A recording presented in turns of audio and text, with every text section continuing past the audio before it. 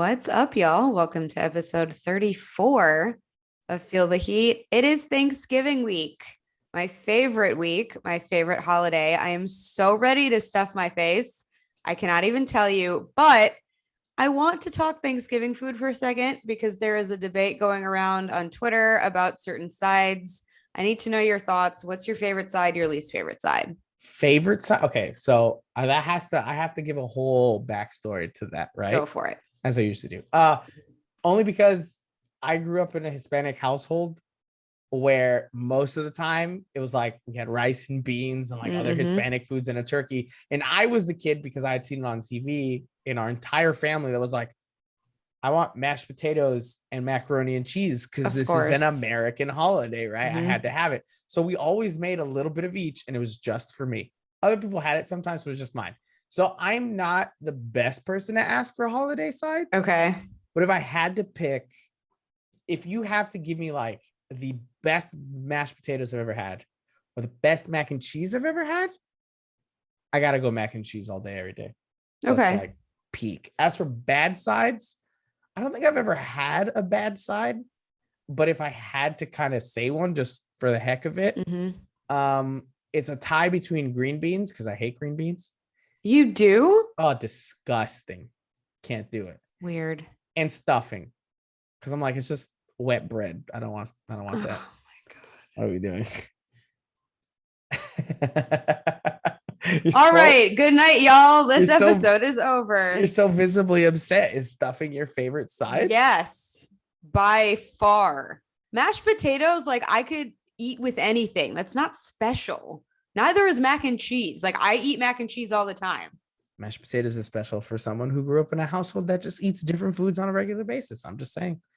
I don't know. I think that's actually mostly what it is. I mean, I do like stuffing, period. But for me, it's like mac and cheese. At least growing up, I ate like once a week. Mashed potatoes, I ate multiple times a week. So for me, it was like, these are fine, but they're not really Thanksgiving food because it's like I eat it all the time. Right. Because I ate rice and beans all the time. Like that was the main staple in my house. Like we ate that maybe 4 to 5 times a week. Okay. Yeah. See, potatoes we had big for me. Yeah, we had different things. It's not like that's all we had, but like that was the main thing. So if I could have it on a special day, I loved it.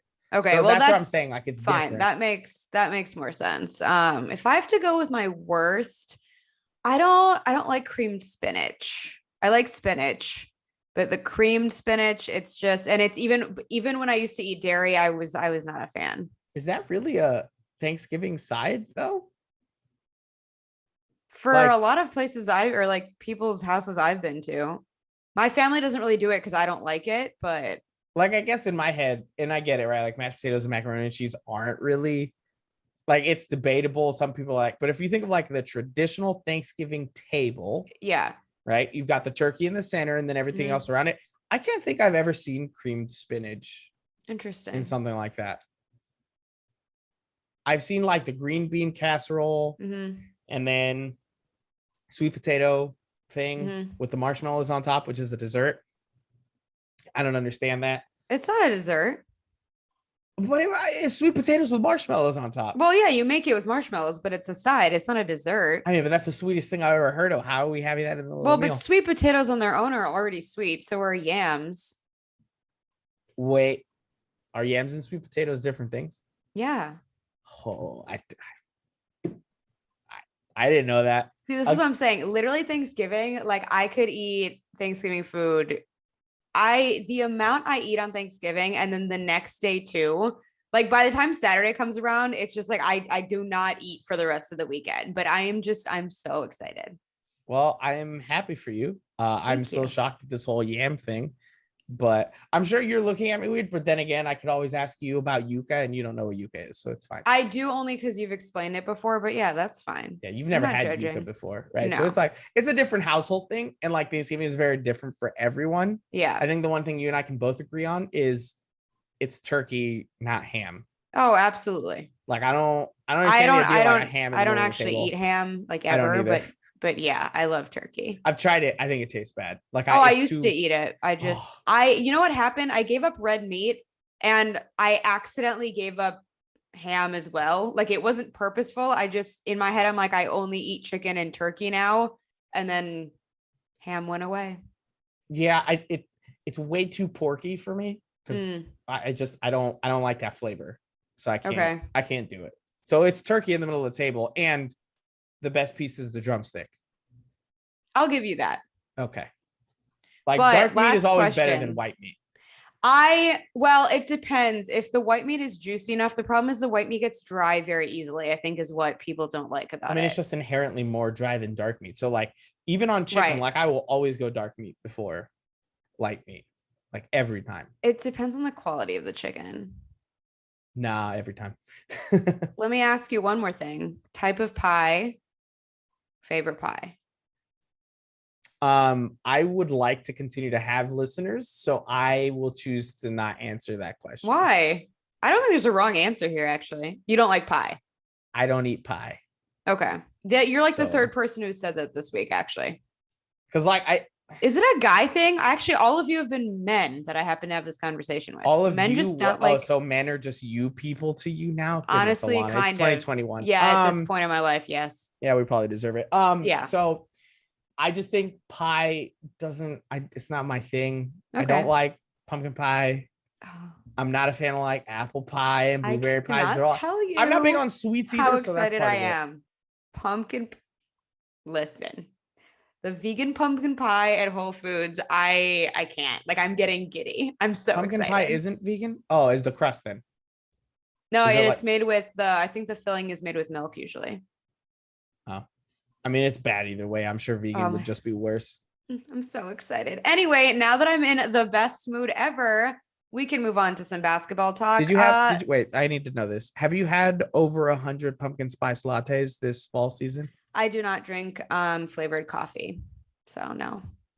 You look like somebody that does. I'm just gonna leave it at that. And we can Yeah, talk about basketball. honestly, I love everything pumpkin. But I sweet drinks. Like coffee is meant to be black. Like I can't do it. Coffee is meant to be poured down a drain. But let's talk about basketball.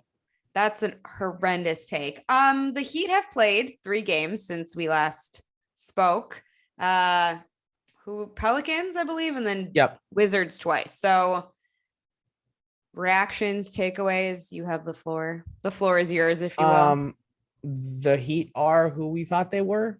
They are a team still trying to figure themselves out.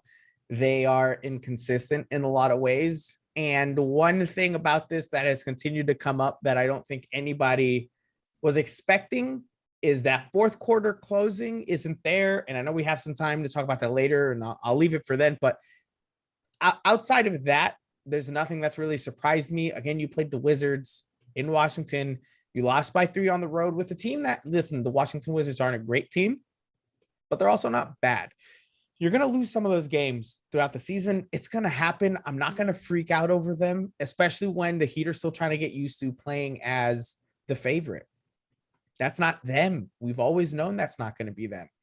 So when another team is really stepping up to the challenge and the Heat are kind of like, oh, here's just another one, we'll just take it as is.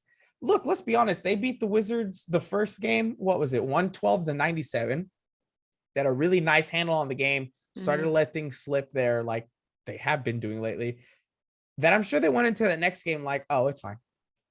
We'll just do it again. Mm-hmm. Now, in that next game, they played less players because they couldn't put in garbage time. I'm sure the players were tired. We know that many of them have been dealing with injuries already this season. These things are going to happen. There's no point in freaking out about it. Duncan also went out. Yeah, which doesn't happen with him, right? Like at least he was the one guy that never got injured. Now even he is injured. This team is going to be facing obstacles like this all year. And the Eastern Conference, I would say, is better than a lot of people would have expected coming into the season. Like before, I think a lot of us would have just said it's Bucks and Nets all the way up top. Everyone else is just going to be a scramble for whatever else lies there. The Bulls are a team that cannot be overlooked, even though I think they're frauds. The Wizards are a team that is learning to play together. The Hornets are playing well. I mean, bing bong is going to bing bong. We know what it is in the East. It's a competitive East. I still think the Heat are one of the top 3 teams in the East, and it'll end up that way by the end of the season. But again, it's regular season. It's not that important. These bumps are going to happen. When it gets legitimate, then I can start worrying about it. Yeah, I was surprised at the Wizards loss. I have to admit, I'm not panicking by any means. And I mean, I've been saying it is too early. Guys are in and out of the lineup. They're still adjusting to one another. Duncan is still going through the drought he's going through.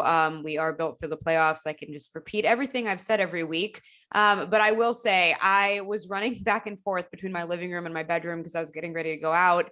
And at one point, I think we were up by 10. And I was like, all right, I can stop running back and forth. Like, let me just like finish what I need to do. And I come back and we're down by 3 and there's like 34 seconds left. And I'm like, what is this? And then I rewound and it's frustrating. And I mean, it is concerning because it's been a trend. It doesn't mean that I think it's going to keep up all season. But right now, and we can get to this a little bit later, it's not a narrative that I want to have for this team. And I hope that Right. we're able to shake it off because I don't know, it gets kind of scary, right? Like as a fan and even as the players, you think you have a handle on something, then all of a sudden it's lost. True. And also, I mean, here's a really random fun fact now that I was looking at the schedule. The Miami Heat have played 4 times, have had 4 like pairs of games that fall Thursday and Saturday. They have not been able to string a consistent performance, good or bad, on that Thursday to Saturday game. So they opened the season against Milwaukee on a Thursday. They lost the Saturday night to the Indiana Pacers. They played, what was the next one? They played the Boston Celtics on a Thursday night. They lost that game. And then they came back and won against the Jazz, who are a much better opponent than the Boston Celtics. They had another one where they played the Clippers Thursday. They lost that game. Then they followed that up again against Utah. They win that one. Maybe Thursdays and Saturdays, they just don't like the combo, right? Like maybe it's just not their thing. Hopefully in the playoffs, they can avoid it then because maybe they're going out on Friday nights. There's an that's easy explanation for there that. is some partying going on because those Thursday, but when they lose on Thursdays, then they don't party on Fridays.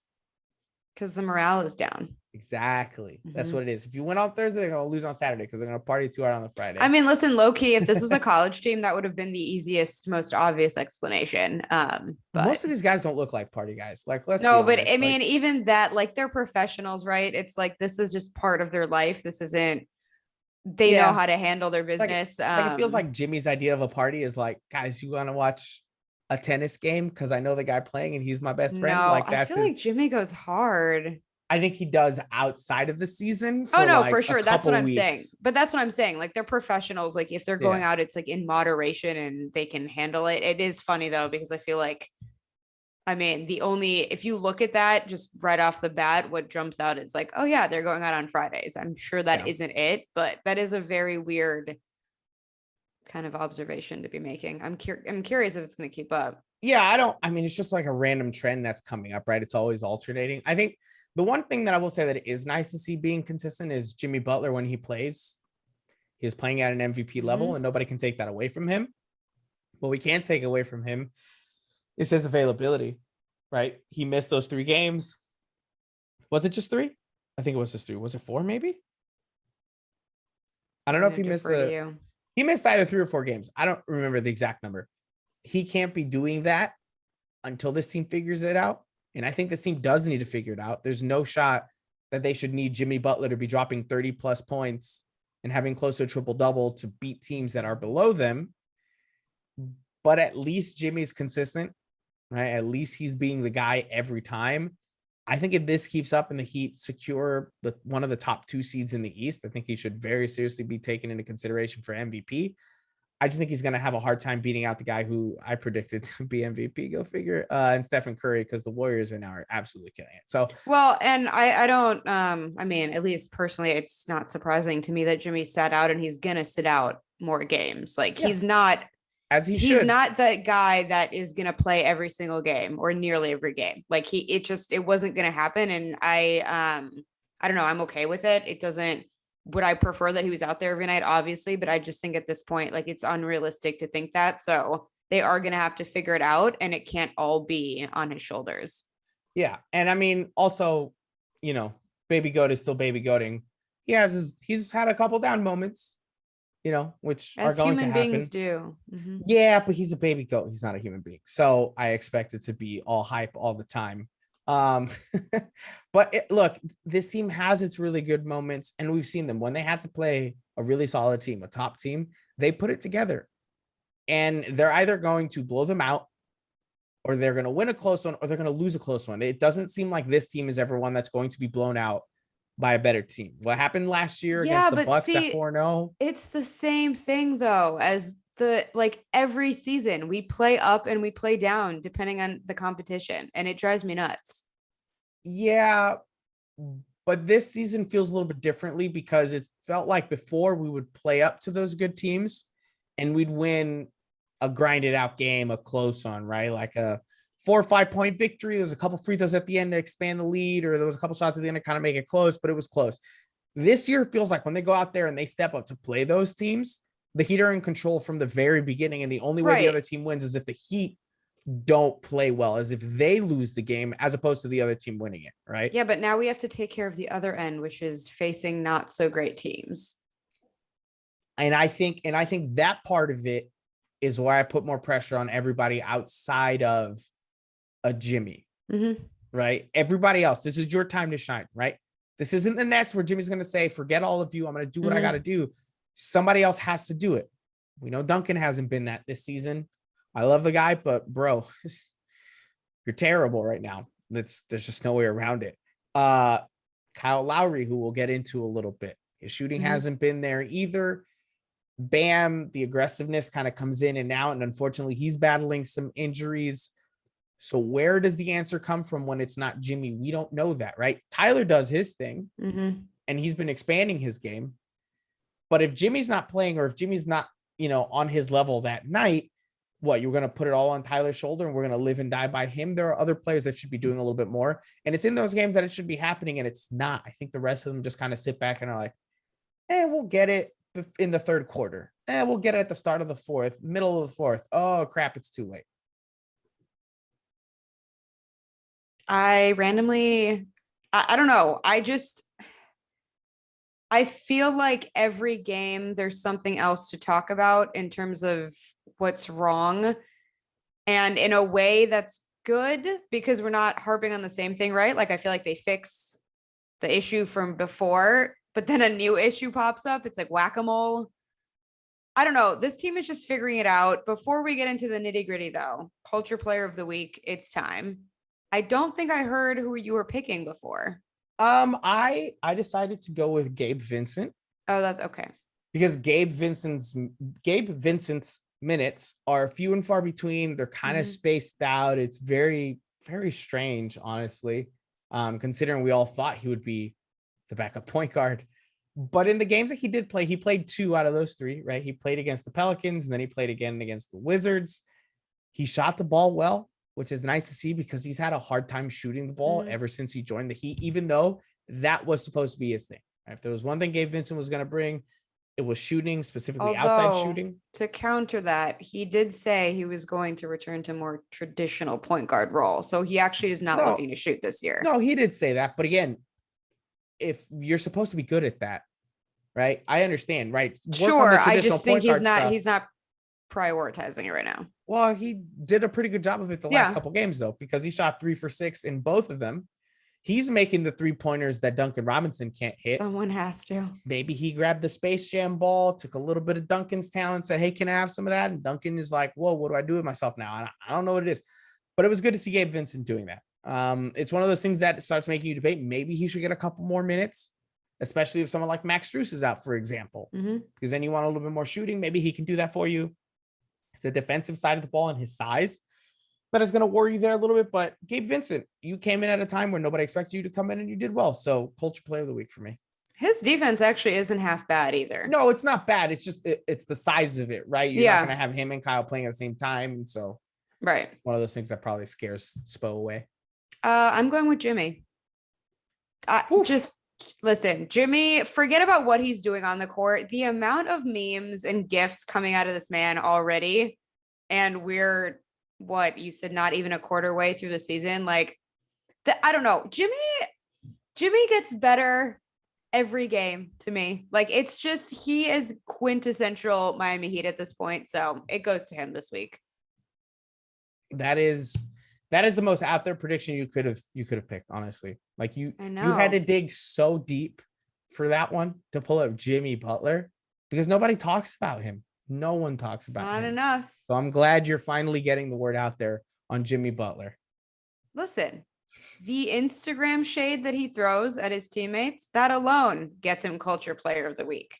Who else is going to do that? No one. Man, he talks a lot. Was it this past week that he said to Kyle and Bam, and he's like, Kyle and Bam, please come to work tomorrow. Thank you. Yeah, like super shade, and I live for it. I think this is, again, here it makes sense. He did that 3 other places and they all called him an a-hole. Yeah, because they can't take it. And that's the thing that I always try to harp on. Certain environments just don't fit certain guys and vice versa. It's like anything else in life, like relationships or friends or like any other type of workplace. Sometimes you just don't vibe. He needed to come to Miami to be able to be fully himself. Yeah, if somebody had just taken the time to look at his star charts alignments, I know, with the moons and the Pisces, somebody would have known. You guys got to call Alana because astrology apparently fixes everything. Okay. I mean, you remembered that I'm a Pisces moon just unconsciously right there, or subconsciously. I didn't. Those are just the only words I could think of. No, because subconsciously, that's what you have heard from me. See, it's growing on you. You know how much useful information I could have had, but instead my subconscious latched on to your Pisces moon. Yeah, I have that effect on people. I've probably made so many bad, poorly informed decisions because of that. Thank you for wasting my headspace. Okay. You're welcome. So I do want to bring up Kyle's shooting though. Like I want to focus a bit more on the Heat and some of the trends that we've seen. Kyle specifically, for myself, it concerns me a little bit that the shooting isn't really there. And I'm not saying that he's a bad player. Look, Duncan doesn't make his shots. He's not really doing much else for you. Kyle's not making his shots. He's still making the offense work. He's getting assists. He's playing fantastic defense. But I do think we need to see him start making his shots a bit more. Right? He can't shoot at the rates. So it is concerning me a little bit. How do you feel about it? I'm not concerned. I agree that it would be nice if he started making his shots. I think that he came in and his mindset from the start was to be a facilitator. I think he was looking to make guys like Jimmy and Bam better. Obviously, he is going to need to step it up offensively because, to our earlier point, Jimmy's not always going to even be playing. Bam is battling a few things that we can get into a little bit later. So does that need to increase? Yeah, like his shot needs to start falling. Also, I'm not sure how I've been feeling about the quality of his looks as well. Some of them have looked a little bit rushed to me, but am I concerned? Not really. I think, first of all, to the point you made, he can do other things. So if that's not working, it's not like he's a liability. But also, I just feel like it's Kyle Lowry. Like, he's going to figure it out. It's in him. It'll come back. I just think it's been kind of like happenstance that it's not there yet. Yeah, I would just like to see it improve. I think his shooting percentage is a lot lower than it should be considering the type of player that he is. And I'm not saying that he won't get better. He will. I know this. But if you look at the Miami Heat right now, the 2 lowest shooters in terms of shooting percentage, taking out Marcus Garrett, because he's barely played. That doesn't count. And taking out KZ Okpala because at this point, I don't even consider him a member of the Heat anymore. Please go somewhere else. The lowest 2 shooters on the team in terms of field goal percentage are Duncan Robinson at dead last at 36%.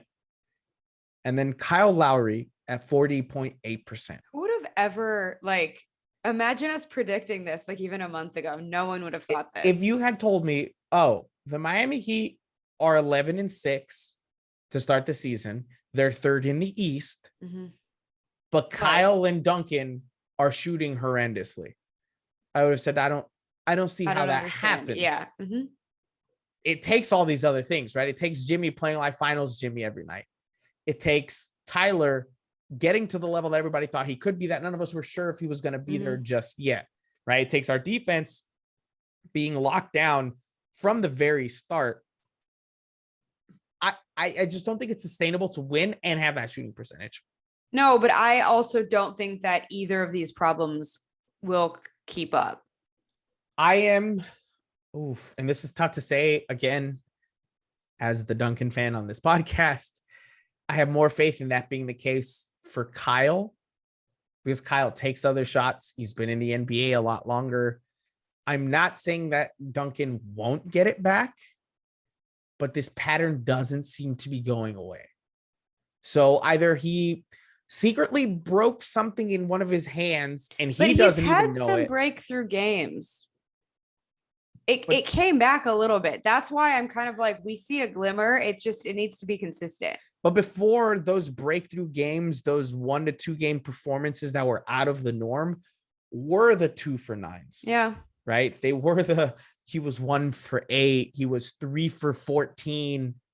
That was when you were like, oh, that was the outlier. It's fine. Now his good games are becoming the outlier. Mm-hmm. And it's not like he's not shooting the ball.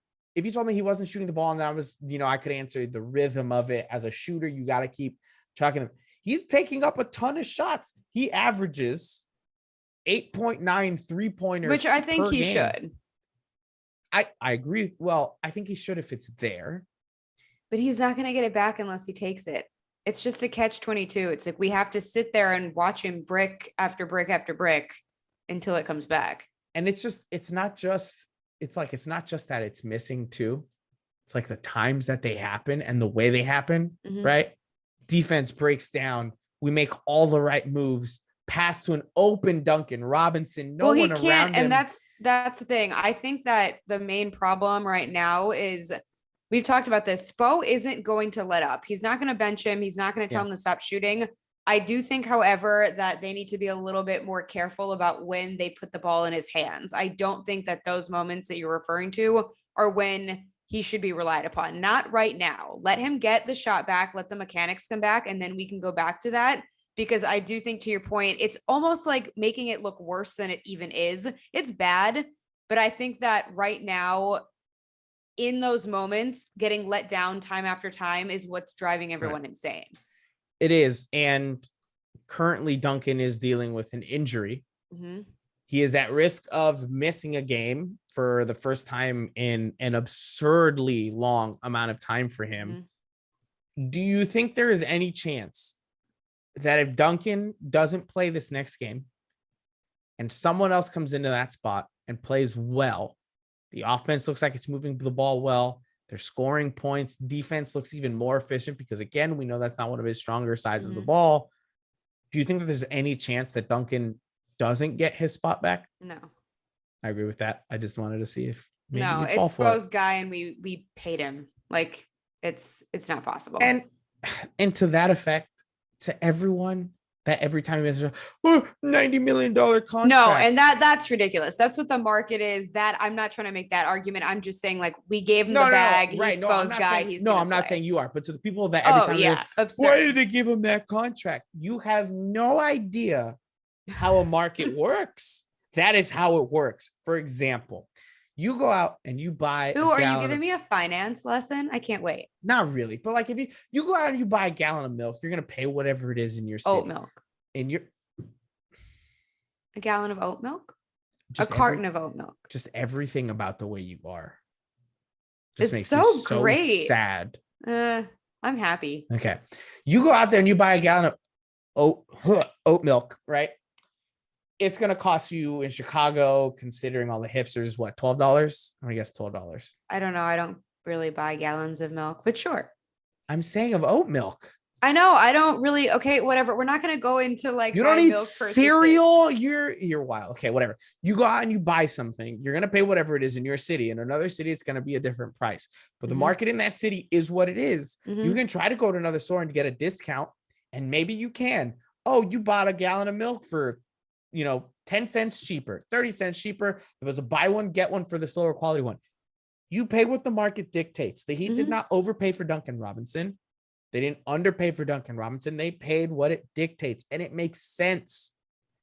Duncan's shooting isn't problematic because they're paying him a lot of money. No. Duncan's shooting is problematic because he needs to make his shots, whether he was on a rookie contract or this $90 million deal. Yeah. If he misses shots and you want to get on his case, do it. I'm unhappy with him right now. Huge fan of his. He needs to turn it around. But to be like, oh, you got paid all this money, you need to do better, that has nothing to do with it. No. Shut up. Find a different argument, please. It's infuriating. I like Mad Michael. I've tried to defend Heat Twitter to you so many times. Yeah, it's you're coming around. And it's like I'm standing there, right? And I'm like taking the shots that you're throwing at them. Mm-hmm. And as I'm taking the shots that you're throwing at them, they're also just like stabbing me in the back. Yeah, I was gonna say they're stabbing you like, while I'm throwing. Guys, help me out here, right? Yeah, just a little bit, please. No, mm-hmm. Okay. No, not from Heat Twitter. Man. Speaking of, I feel like this is a good transition to talk about the fact that Bam wants everyone to shut up about him taking 3-pointers. Okay, sorry. Before we get into who is he talking about? Because he has to be talking about the internet. Oh, absolutely. Because there's no one else saying take threes. It's there's just maybe been Twitter. Like a couple ESPN analysts that maybe have said Bam can take some threes, but I feel like I haven't heard it. Yeah, no, I haven't. So he's sitting. So I just want to. So he's sitting there and he's like, all these Heat Twitter people are like, Bam should start shooting threes, and he's like, y'all should shut up. Which I agree with him, but that tells me like he's in tune with that, which is just wild to me. I wouldn't have guessed that. Oh no, absolutely. I think all of them are at this point. I'm not saying I don't know if Jimmy's there. so in tune with Twitter. Oh, I definitely think he is. Jimmy plays into every little thing. Jimmy is so strategic. That's what I love about him. They all tune in, whether or not they speak on it. It's just, I'm glad that he finally said something, because let's be real, out of all the concerning issues at the forefront of this team right now, Bam not being a 3-point shooter, not one anyone should be discussing. The hell does it matter? I don't know. It doesn't matter. Look, and good for him for calling it out. I think Bam should be more aggressive when it comes to taking more shots. Mm-hmm. If Bam wants that to be from the 3-point line, so be it. If Bam wants that to be mid-range, so be it. If he wants to try to bully his way inside, so be it. Take more shots. That is an argument that I think people have a right to ask for. But to say, Bam, for your game to get better, you should shoot threes. What? I just look. We've been talking about this since like the start of summer, and people are still trying to hammer it home. I will say I have been an avid like protester. Oh, absolutely. So demanding Bam threes. That's the one of few things I think we've like consistently agreed upon. It's just like, look, it's a different wrinkle for sure. I could see it working. I just, with the pieces that are out there, I just think it makes so much more sense for him to focus on getting inside, playing more, higher percentage shot, where he is going to be able to develop something that I think he should continue to work on, because his inside game right now, as good as it is at times, it's not so great at times either. Like there are some moments where I'm like, Bam, just take it up strong. And he kind of, well, and for his size, that is what we should be expecting from him. Right. Like I'm not against him developing a 3-point shot. Great. But the bare bones of Bam's game should be bullying his way in, or at least maybe also some middies. But even then, I want you to like play to your size. Why are we talking about you taking a 3-point shot? The only argument that I will see, just to play devil's advocate, and I am again vehemently opposed to him forcing up 3-pointers. The only argument that I would currently see to pushing for him to take more 3-pointers, which I have not heard many people make. If they have, I've just missed it, is the injury side of things. Right. Sure. You have it here on the rundown. And in my opinion, I think it kind of coincides where if he tries to continue to work on that inside game and force it inside and play tough like that, it is a lot rougher down there, right? You get touched out on the 3-point line, it's a foul. No matter what, you're going to get free throws. So with his knees currently acting up a little bit, I think it's tendonitis in one. Yeah. I'd be fine with him saying, I'm going to stay out a little bit more just so that I don't keep fine, sure, but absolutely no one has made that argument. So, right. And so that's what I would say, because you look at somebody like an Anthony Davis. Anthony Davis shoots a lot of outside shots. He's shot from outside basically since he entered the league. Made of glass a little bit. But also, yeah, he is made of glass. He gets hurt all the time. So I would rather have you outside where you're not going to get hurt, and then you rotate into the middle when it's, time and it's ready for it. If that's what's happening, if Bam is going to start having knee issues that are going to come up consistently, then okay, let's transition his game a little bit more outside, because going inside is forcing him. Then we're going to have bigger fish to fry overall. But that's where we need to see what happens with his knees, because if this is a season-long thing, if this is 2 games here, 5 games here, 3 games here. Mhm. That's going to be a problem for this team because Bam makes a lot of this team run, both defensively and offensively. And if he can't play, it's an issue.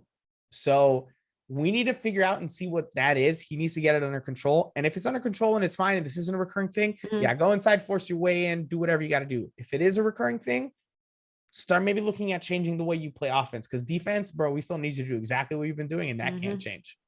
So that's the only argument I see towards it, but I haven't heard anybody make that argument. No, that's the only logical one that I've heard on that. I mean, and you're not really logical. Okay, well, we went opposite ways with that. Last thing to kind of discuss that are trends coming up with the Heat or discussions with the Heat, closing games. No, I have a theory. Shoot. Our third quarter woes have now become end of fourth quarter woes, and that is what they've been replaced with. We can't just be solid. We have to have a trouble area. I feel like third quarter woes had a different catchier name, and I just can't think of it right now. I am never going to utter those words, nor am I going to ever type them. You can go search through my Twitter. You won't find it. My goal is to hack your Twitter account just to tweet out third quarter. That's my goal now. That's all I want. I don't think you and could, then I'm gonna I and really then I'm don't gonna think pin you could it. ever guess my password. And then I'm gonna pin it onto your profile. I'm gonna retweet it from every other account I have access to. I'm gonna pin it onto those as well. Changes Feel the Heat's password right now as we're sitting here. But yeah, so you think it's just the third quarter things that we were having, which also were not because those are basically, I feel like, they weren't explainable, and they're kind of, I think like this is the third or fourth game that I've tweeted like, wait, is this a thing of the past? But it's not a thing of the past. It's just shifted towards the fourth quarter. I was wrong. Yeah, I think it's a lot of different things. I also think, to me, a part of it is the consistency in the lineups at the end of games. They haven't been there. They haven't been consistent. Just take the logical route again. Did you take like a logic pill before this pod tonight? I've always been a smart cookie. I just try. You're smart. I just logic. No, I just try to dumb it down so that you can understand me. So, I'm really smart. Don't worry about me. One of these days, I'm going to find out about your 800 SAT score. Oh, actually, did I even take the SATs? I think I took the ACT, but regardless, that doesn't mean you're smart or not. That's a standardized test. That don't mean shit. That's what people say that didn't do well on standardized testing. No, that's what people say who aren't actually intelligent and are just book smart, which literally doesn't get you anywhere in life. If there's one thing I'm not, it is book smart, because I have not read a book in years. Okay, so back to the concerning. Back to the lineups. They haven't been consistent. Like the Heat closing lineups have not been consistent. So I decided I'm trying to figure out a way to get it really good, because currently it's not great. But if you look at Heat's fourth quarter minutes by 5-man lineup, it's so all over the place. The most average minutes by any lineup, they've only played 3 games together, and it is Kyle Lowry, PJ Tucker, Bam Adebayo, Duncan Robinson, and Tyler Hero. Now, that was probably during the stretch where Jimmy Butler was hurt, or that is the lineup that Spo likes to go to right before he brings back in Jimmy Butler to close the game, which doesn't make a lot of sense to me considering that PJ Tucker's in there. So that's one. Another one by minutes, but they've only played 1 game together. PJ Tucker, Jimmy Butler, Gabe Vincent, Max Strus, and Tyler Hero. That's ugly. Weird lineup that's never going to be out there. I'm looking for the one that's closest to resembling what would actually be out there. And one of the only ones I'm finding is 3 games together. Okay. They've averaged 4.8 minutes. Is Kyle Lowry, Markieff Morris, Bam Adebayo, Max Strus, and Tyler Hero. And you just take that lineup and you sub Max Strus for Jimmy Butler. Right? That would be the closest one to me.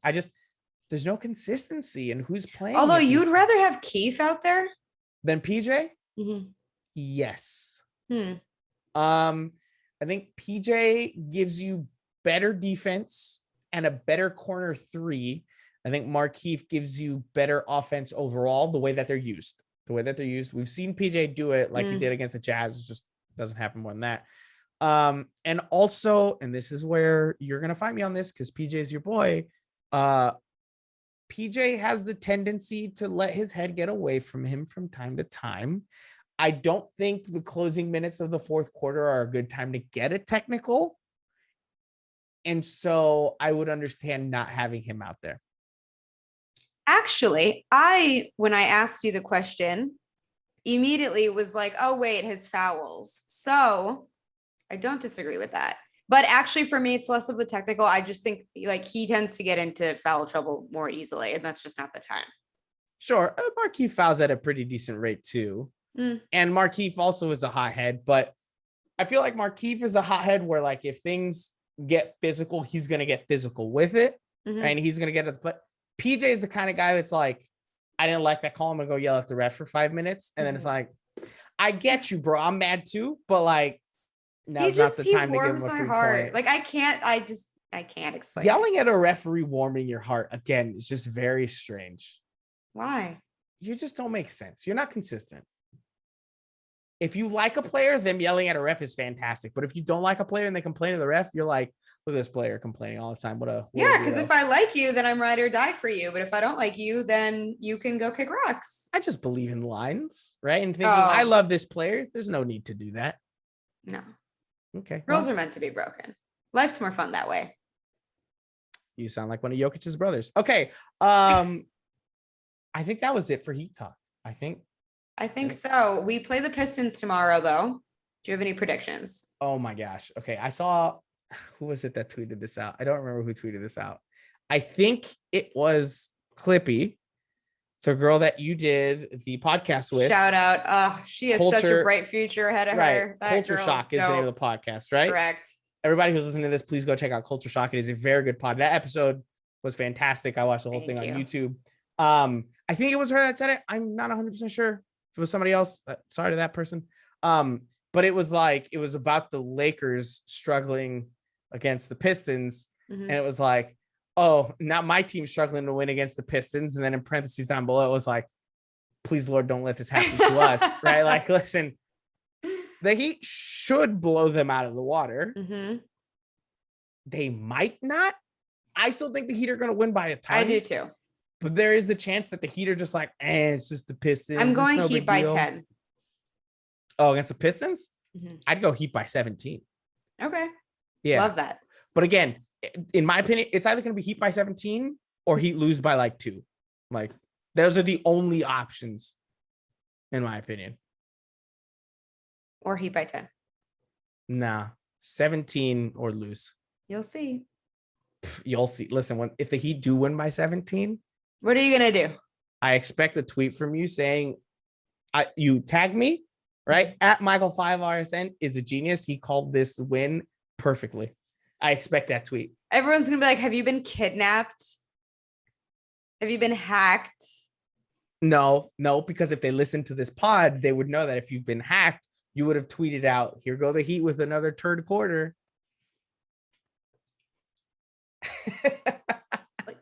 I just shudder. We talked about texts and anger, and we do have to touch on what everybody in the league is freaking out about. You typed it out as lay elbow. I would have just gone with Lelbow. It was trending yesterday. Lay elbow? Specifically with 2 E's? I guess that makes sense. Your thoughts on that whole situation and Isaiah Stewart? He sounds like a running back. What? Isaiah Spiller. Continue. So I already know where this is gonna go. Can I predict what you're about to say? Yeah, actually, go ahead. Okay. I feel like what you're okay. Here's what. Yeah, I feel like this is what you're going to say. I think that everyone is blowing this out of proportion because it's LeBron. Do I think that what LeBron did was wrong? Yes. But it's LeBron and these things happen. Also, I think Isaiah Stewart kind of overreacted with running at LeBron. And I don't think he did it on purpose. And if he did, he wasn't really trying to draw blood. So it's kind of a tough one, but I'm not as hard on LeBron as everybody else is. More or less, yes. So when I first saw it, because I was not watching the game, I saw it from one angle that really didn't make it seem like it was intentional. Like it kind of, from the first angle I saw, it kind of looked like it was a collision because of just the way that like LeBron was moving and then Isaiah was moving at the same time. So at first I was like, all right, like he did hit him hard, like that blood you can't deny, but I was just kind of like, it was a bad angle, everyone was moving. Then I saw another angle, and I do think LeBron did that intentionally. However, and I'm sorry, I'm just going to say this. LeBron is just not the type to do it intentionally to the point of drawing blood, especially to that extent. I'm not saying that he didn't mean to shove because of whatever reason. I don't know if there was something said between them. I don't know what happened earlier in the game. I didn't watch the game. But like, honestly, regardless of if you're a LeBron fan or not, like historically, he's just not that guy.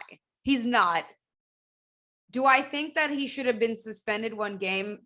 Yeah, that was a shit ton of blood. But Stewart lost his entire mind. I did this, so I got you perfectly. I know you did. I got it almost, exactly almost right. word for word. Yeah. Like, let's not play around. That boy, literally, his skull just like whoop out the door. Like, bro, you're going. I can't. You looked crazy. You looked like a psycho. Okay. So here's where I am not going to blame Isaiah Stewart for reacting the way he did. Oh, come on. Hold on. He should have better control of his emotions. Yes. But what LeBron did, in my opinion, just doesn't. There's no place for that. Right? I didn't say there was a place for it. Like, I get it. He didn't want to draw blood for sure. But nobody ever wants to. That's not true. That I don't agree with at all. Okay, let's be completely honest. I hate him now, right? Pillsbury Doughboy out in Denver. What he did was horrible. I can guarantee you, he didn't want. I wasn't actually thinking of him. I'm gonna be flat out. I was thinking of UD. And I'm not trying to. I love him, and I support anything he does. He wants to go punch a guy in the face. It's UD. Go ahead and do it. Go punch Jake Paul. Michael Christian Promotions. Go ahead. God, I'm just saying, but like, I don't think when he's hitting for blood. I don't think LeBron meant that. But that's the thing, right? Okay, and let's be completely honest too. If UD is swinging, something's already gone down. Right. There's been a clip because he's not the kind of guy that's going to start that. I'm not really even arguing the LeBron side of things. I'm just saying, like, Isaiah Stewart looked like a madman. Like he looked. You just had a guy straight up elbow you in the face intentionally because he was mad about your box out. Okay, but he like beelined around the court. Like it was just. It was too much. All I'm saying is I understand where he was coming from. You know what's really interesting? I am like a super hothead. My temper is on 2000. And I feel like we're always on the opposite side of these conversations where I'm just like, you look crazy. And you're like, no, I understand it. But you'd think that it would be flipped because I feel like you're way more cool, calm, and collected. And I'm the one who just like pops off. Okay. I mean, admit it, I'm not a fighter. I know this about myself. Yeah, like I am, which is why I've never punched anyone in the face. Like I just haven't. It's not something I've ever wanted to do, and it's not something I've ever seeked out in my life. But I understand the moments. But I understand the moments where you think to yourself, "I'm so upset. I would like to punch someone." Right? Look, if you're telling me I'm out there on the court, I'm playing basketball, and this dude, LeBron James, who I've probably looked up to for a while because it's LeBron freaking James, who should know the way to do things, is upset because his team is playing a close game in Detroit, so he decides to elbow me in the face. I'm gonna be pissed. But it was. I understand you'll be pissed. I would retaliate for sure. Especially when that guy is on the other side of the court, talking to the referee, trying to explain himself and do like this. Of course he is. It's LeBron. Right. You want to look for me, LeBron? Go about your business. You elbowed him in the face. Be honest about it. You elbowed him on purpose. You didn't want to draw blood. No, that's you fine. elbowed him on I purpose. fully agree with that. You come out and you say, listen, I elbowed him on purpose. That's my bad. I shouldn't have done that. Isaiah Stewart, that's on me. Cool. But in the moment, that's not what he's doing. In the moment he hits him, then the whole scuffle breaks out, and then he goes to the ref and he goes to hide behind the ref. Like, I just understand Stewart's outrage. And I don't think I understand his outrage, but he boy looked crazy. It's just one of those things where in sports, it's always the person that retaliates that gets in trouble, because that's when the refs turn around. I mean, okay, but to be fair, he only got one more game suspension than LeBron. It's not really that big of a deal. But that doesn't make sense to me. You made me bleed. And you made me bleed. Oh. Michael, did you see how he reacted? He pushed two randos on the ground. Okay, I mean, did you see the whole video? He literally the randos shouldn't be on the court, but like, no, they were like coaching staff of his. Two of them he pushed out of the way, and they literally fell to the ground.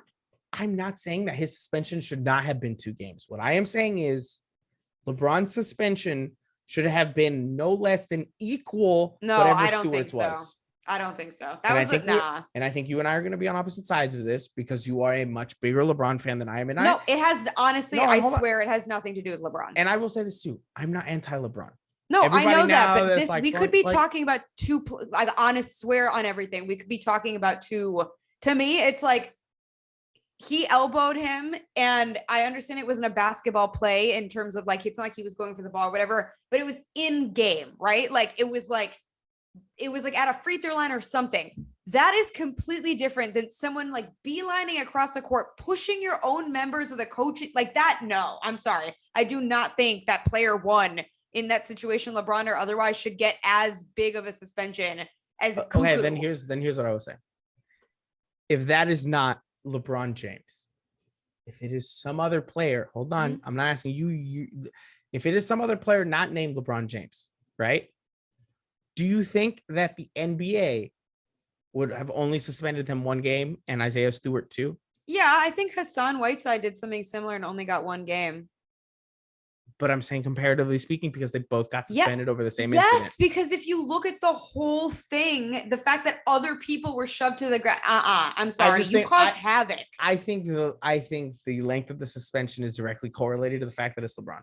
I don't at all.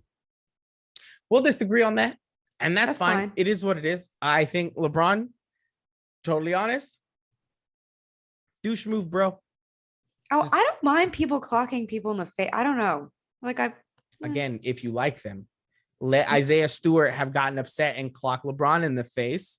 Or if Isaiah Stewart clocks LeBron James in the face, I've always said games. no. Maybe, but I'm saying for me, I have always liked. Oh, but I'm not talking about you. But that's but what do you mean? You were talking about me. You said it's only because it's LeBron for me. That's not true. I love a good scuffle. The reason that I didn't like the Jokic situation is because Keith's back was turned. That was my only complaint there. I love a good fight. I mean, I don't know. Again, if Isaiah Stewart does this to LeBron, he's gone for like I agree that 4 or or 5 agree games. With, but I'm just saying that's not why. Right. So then you agree that if it was a player not named LeBron James, it would have been longer than a 1-game suspension. No, because I just said Hassan did a very similar thing, and I believe it was a 1-game suspension. We're not allowed to talk about that man on a why? I love the big man child. Why not? He didn't do anything. Please take us to the last thing, because you just said you love Hassan. Well, now remember, the last thing is no longer the last thing. I will just put this out there because maybe I lost my mind. Reports came out that Klay Thompson is returning to practice. He's doing like 5-on-5 contact drills, whatever. I swear, unless I was dreaming or intoxicated, both of which could be the case, that some outlet tweeted a quote from Steve Kerr saying, I don't know where that report came from. I can no longer find it anywhere. Again, did I make this up? It's possible. But I had that on the rundown, and now we got to take it off because I don't know what happened. Klay is supposedly returning soon-ish. So that will be scary to see what the Warriors look like then. Yeah, I mean, crazy people think crazy things. So I mean, that explains you. Oh, you would know. Nope. Klay Thompson coming back is going to be interesting, because if Klay Thompson comes back and is the guy that he was, yes, that team gets a hell of a lot scarier, and it's hard to get scarier than the best team in the NBA. Like, It is what it is. There's just when injuries like this happen consistently, people don't always come back the same. And I need to see him play a little bit before he makes me afraid of You do see Klay the Thompson. irony in that. Oh, for sure. Okay. Yeah. Oladipo has been injured listen, crazy. I just wanted to point out something. I understand. There is a very big chance that he comes back and he is nowhere near the same player. I like him. I'm rooting for him. He's on my team. So I'm rooting for him too. Right. So I have the faith that he's going to come back. That's and do fine. that. And I'm rooting for Klay to come back too because I like Klay Thompson. I don't dislike him. I just dislike the team. It's just the difference I would put here is Depot is the way I see Depot for this team is Depot is a luxury. Yeah. If you can have him. That's great. That's the, although the way the Warriors are playing now. Right. It looks like that. But if you're looking at the Warriors with Klay Thompson. Oh, yeah. You're expecting Klay Thompson, right? He's going to go immediately into starter minutes. Not immediately, right? They'll probably work him in slowly. But he's eventually going to work his way up into starter minutes. I don't think Depot's ever going to start.